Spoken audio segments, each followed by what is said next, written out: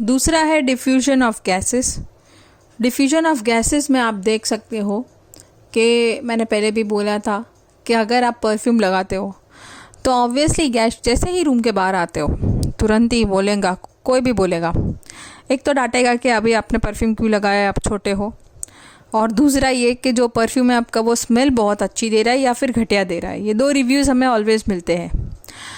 तो ये जो रिव्यूज़ हमें मिलते हैं वो कैसे मिलते हैं, उसका मतलब क्या है? हमने तो अभी अभी लगाया है तो गैशियस पार्टिकल फटाक से मूव कर गए और तुरंत ही स्मेल दूसरे में आ गया। दूसरा ये चीज़ होता है कि जैसे खाना बनता है, बहुत अच्छा खाना मम्मी आज अपना फेवरेट बना रहे हैं, तो हम दौड़ के जाते हैं, हम लिविंग रूम में बैठे हैं, दौड़ के जाते हैं, मम्मा बहुत अच्छा स्मेल आ रहा है खाने का। तो उसका रीज़न क्या होता है? वो जो खाने का स्मेल होता है उसमें गैशियस पार्टिकल होते हैं which are out due to the evaporation of the water. और वो जो गैशियस पार्टिकल होते हैं वो इतने फास्ट मूव करके आप तक आ जाते हैं कि आप तुरंत ही मतलब बता देते हो कि भाई आज पाव भाजी बना है, आज वड़ा पाव बना है, एक्सेट्रा एक्सेट्रा। सो कहने का मतलब है that gaseous particle move really fast and so we can smell things very fast. Okay, now we are going to learn about diffusion in liquid. ये जो हम बोलते हैं ना moving fast, getting mix into one another, यही हम बोलते हैं डिफ्यूजन इन केमिस्ट्री।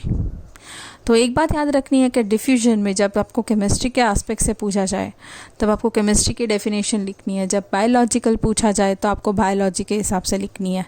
अब आप बोलोगे मैम अगर सिंपल डिफ्यूजन दिया है तो क्या करें, तो आपको जो याद आए वो लिख देना, ठीक है।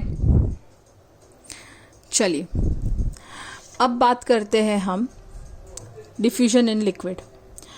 लिक्विड में डिफ्यूजन थोड़ी स्लोअर होती है गैस से।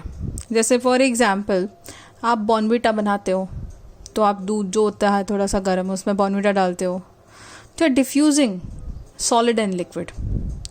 दूसरी एग्जांपल मैं आपको देती हूँ कि अगर बॉर्नविटा नहीं है और हम वो चॉकलेट सिरप डालते हैं तो थोड़ा टाइम लगता है ना, हमको थोड़ा सा स्टर करना पड़ता है, तो इट टेक्स टाइम। तीसरी एग्जांपल है हमारे पास जो हमने लास्ट लेक्चर में पढ़ी थी, वो थी पोटेशियम परमैंगनेट की और कॉपर सल्फेट की, जो 2 केमिकल हमने यूज़ किए थे पर्पल और ब्लू वाले। तो उसका थोड़ा सा भी पार्टिकल हम डाल देते हैं पानी में तो वो धीरे धीरे धीरे धीरे अपना कलर देगा वाटर को, ठीक है। So basically the diffusion is slow. Now coming to the diffusion in solid particles. Diffusion of solid particle impossible नहीं है, लेकिन ये बहुत बहुत बहुत स्लो प्रोसेस है। चलिए एक एग्जांपल देते हैं। ब्लैक बोर्ड है आपके पास, अगर स्लेट है तो आप ये कर सकते हो, उसको ले लो और उस पर लिख दो चॉक से। चॉक और ब्लैक बोर्ड है तो आप उस पर भी लिख सकते हो, और उसको 10-15 दिन तक मिटाना नहीं है। फिर आप जाके मिटाओ अपने डस्टर से, क्लीन करो, तो आपको दिखेगा कि चॉक पार्टिकल्स इतने डिफ्यूज़ हो गए हैं कि हमें हमारी लिखावट दिखाई देती है रब करने के बाद भी। So this is a diffusion of the solid particles, ठीक है।